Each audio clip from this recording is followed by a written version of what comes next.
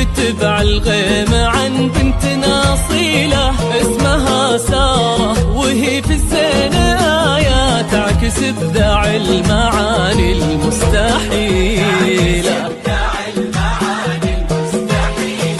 بنت أبوها اللي شديد الراية تركي وانجت عالفخر محد مثيلة، وامها نوف اللي طيبتها رواية عن سمو الجود والروح النبيلة. أي قصيد وأي تشبيه وكناية في محاسن سارة، وإن كانت جزيلة في بنت لو تناظر في المراية نطقتها من كثر ما هي جميلة.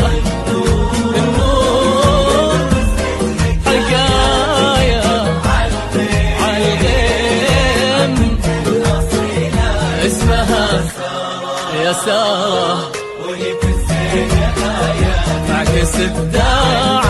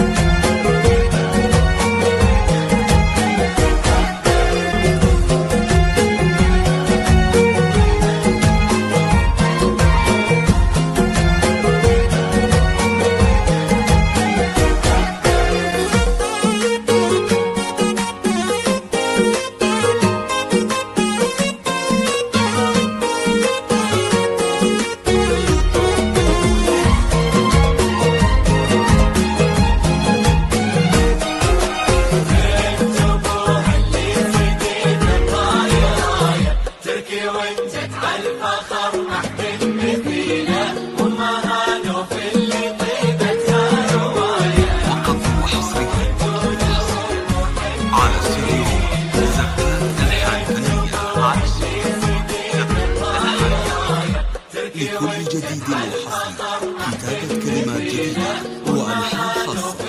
الحصري